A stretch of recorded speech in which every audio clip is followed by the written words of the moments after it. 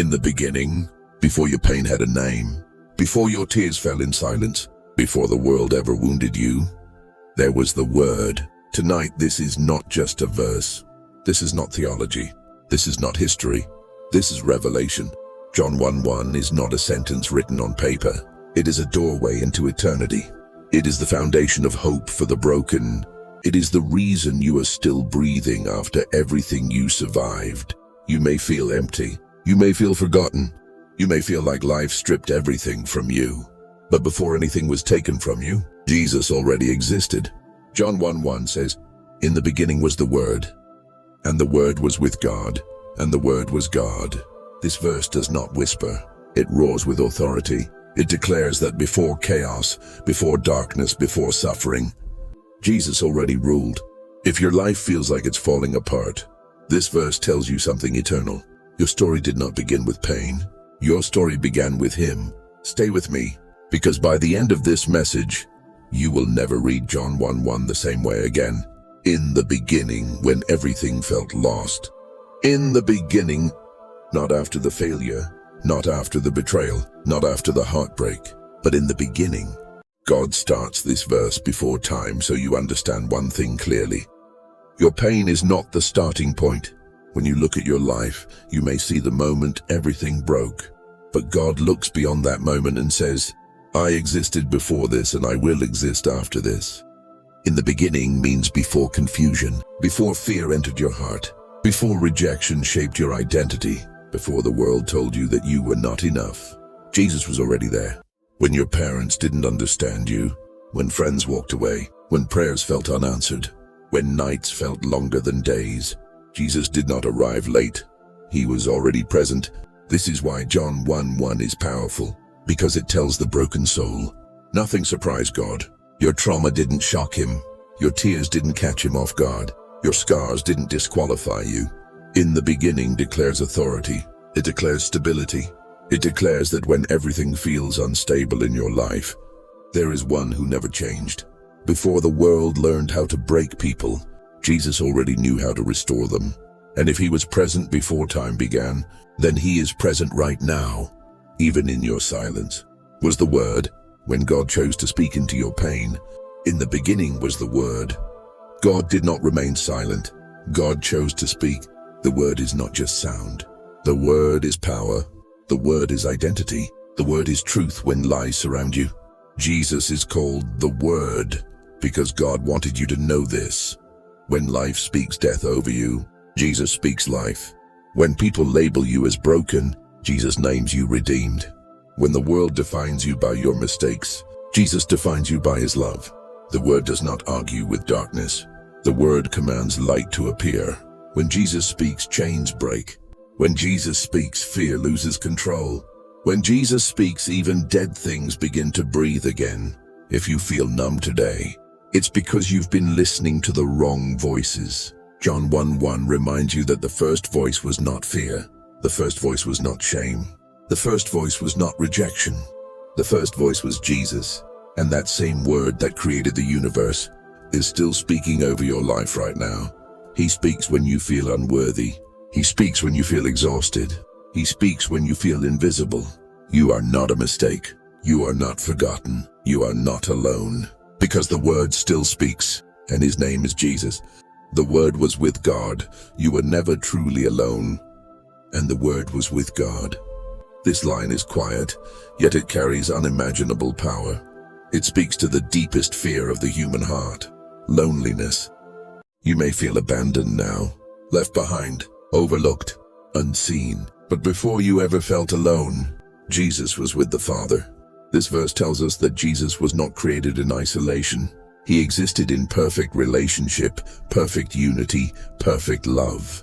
Why does this matter to you? Because a God who lives in relationship understands your need to be held, heard, and known. Jesus knows what it means to walk with someone. He knows what it means to remain when others leave. He knows what it means to stay present. Even when people disappear from your life, Jesus does not detach. He does not drift away. He does not grow distant. The Word was with God means connection never broke. And because connection never broke in heaven, it will not break in your life either. You may sit in a crowded room and still feel alone, but heaven says you are not abandoned. When your phone stays silent, when your prayers feel unanswered, when your heart feels heavy with emptiness, Jesus is still with you. This verse is proof that God is not distant. He is not cold. He is not disconnected. He is present. He is near. He is aware. Even now, He is with you in this moment. And the Word was God, authority over everything that hurt you. And the Word was God. This is where John 1:1 shifts from comfort to absolute authority. Jesus is not just a messenger. He is not just a teacher. He is not just a prophet. He is God. This means your pain does not outrank Him. Your trauma does not overpower Him. Your past does not intimidate Him. The same Jesus who understands your tears also rules over the universe. He has authority over sickness, authority over fear, authority over depression, authority over anxiety, authority over every voice that told you to give up. Nothing that broke you is bigger than Him. When the Word was God, it means no darkness can challenge His light. No wound can resist His healing. No chain can survive His presence. If Jesus were only loving, He could comfort you. But because He is God, He can restore you. He doesn't just sit with you in pain. He commands pain to release you. He doesn't just cry with you. He speaks resurrection into dead places. This verse is not gentle. It is victorious. It declares that the one who holds your heart also holds eternity. Why this one verse shakes hell? Your identity was decided before the world. John 1:1 is not powerful because it sounds poetic. It is powerful because it defines reality. Before the world tried to name you, Jesus already knew you. Before society labeled you, Jesus already loved you. Before sin tried to destroy you, Jesus already had authority over it. This verse collapses fear. It silences shame. It destroys lies. Because if Jesus existed before everything, then your value was established before your failures. You are not an accident. You are not forgotten. You are not late. Your existence is rooted in eternity. Hell trembles at John 1:1 because it reminds darkness that Jesus was never defeated. And if He was never defeated, then neither are you. You may feel weak, but weakness does not cancel destiny. The Word that created stars is still writing your story, and He is not finished yet. The Word before your wounds, your pain did not create you. Before the moment that hurt you the most, before the day your heart shattered, before the memory you try not to revisit, there was the Word. Pain did not create you. Trauma did not define you. Failure did not shape your original identity. Jesus existed before your wounds, which means your wounds do not get the final say. The world often teaches us to introduce ourselves by our pain. I am broken. I am damaged. I am tired. I am afraid. But heaven introduces you differently. You were spoken into existence by the Word. You were known before you were hurt. You were loved before you were rejected.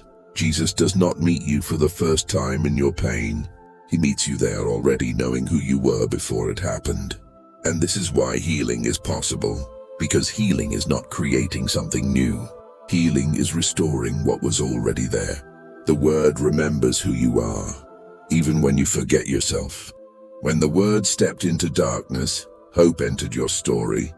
Darkness did not come after the Word. Darkness came after rebellion. And yet the Word did not abandon creation. Jesus did not stay distant when humanity fell. He did not remain untouched by suffering. He stepped into it. The Word became flesh, because love refuses to remain far away.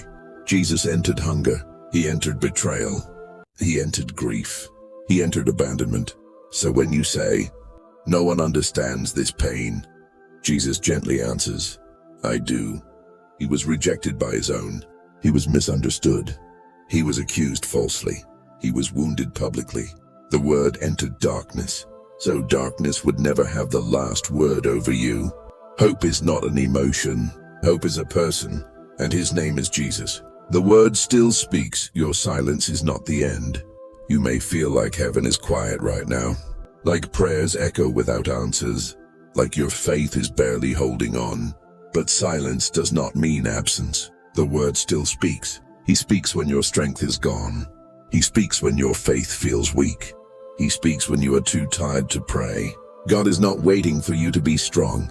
He is speaking to you where you are. Even now, the word is calling you back to life. What feels like an ending is often the place where God speaks the loudest. The word that said, "Let there be light," is still speaking light into your darkness. And when he speaks, everything changes. The word knows your name. You are not invisible. You may feel unseen right now, overlooked, forgotten, like your presence does not matter to anyone. But the word does not forget names. Before anyone ever called you weak, before anyone ever called you a burden, before anyone ever walked away from you, Jesus already knew you. The word did not just create stars. The word created you. Every breath you take is proof that God has not finished speaking over your life. When people stopped listening to your cries, the word was still listening. When your pain became inconvenient to others, the word remained attentive. You are not invisible to heaven. Jesus sees the nights you cried silently. He sees the strength it took just to survive another day. He sees the faith you held on to when everything told you to quit. The word knows your story. The word knows your wounds. The word knows your worth. And he is not confused about you. The word is stronger than your shame. Grace speaks louder. Shame is a voice. It whispers lies about who you are. It tells you that your past disqualifies you, that your mistakes define you. But shame was never the first voice. The word came before shame. Before you fell, grace already existed. Before you failed, forgiveness was already prepared. The enemy uses your past to silence you, but the word uses your past to show his mercy. Jesus does not deny what you did. He redeems it. He does not remind you of your worst moments. He reminds you of his greatest sacrifice. The cross proves this truth. Your shame is not stronger than his love. Every accusation falls silent when the word speaks grace. And when grace speaks, chains break. Why the word is your last hope and your greatest promise. If everything else fails you, if people disappoint you, if strength leaves you, the word remains. Jesus is not seasonal. He does not change his mind about you. He does not abandon half-finished stories. The word that existed before time will remain after your storm passes. This verse reminds you of one eternal truth. Your hope is not fragile. Your hope is anchored in eternity. And as long as the word lives, your story is not over. You may feel broken, but broken things are not useless in God's hands. The word is still writing, still restoring, still calling you forward, and he is not done with you yet. The word became your salvation. This verse was written for you. John 1:1 is not distant. It is not abstract. It is not only for scholars or theologians. This verse was written for you. The word was not content to remain in eternity. While humanity suffered in brokenness, the word chose to step into time. Jesus did not observe pain from heaven. He entered it. He entered hunger so your hunger could be filled. He entered rejection so your rejection could be healed. He entered suffering so your suffering would not be wasted. The word became flesh, so flesh would never be alone again. When nails pierced his hands, the word did not stop being God. He became your savior. John 1:1 tells you that the same Jesus who created everything also chose the cross. That means your life is not small to him. Your pain is not insignificant to him. Your tears were worth his blood. This verse proves one eternal truth. You were worth entering the world for. And if Jesus was willing to come that far for you, he will not abandon you now. The final call. Let the word speak over you now. If your heart feels heavy right now, this is not an accident. The word is calling you, not to religion, not to performance, not to perfection, but to rest. Rest in the truth that before your life fell apart, Jesus already existed. Rest in the truth that before you failed, grace was already prepared. Rest in the truth that before darkness touched your story, light was already stronger. You are not late. You are not forgotten. You are not beyond redemption. The word still speaks, and he is speaking to you now. If you are broken, he restores. If you are tired, he strengthens. If you are lost, he finds. Let this verse echo in your soul tonight. In the beginning was the Word, and the Word was with God, and the Word was God, and that Word is Jesus. Stay with him. Trust him. Let him finish what he started in you, because the Word that began everything will also complete you.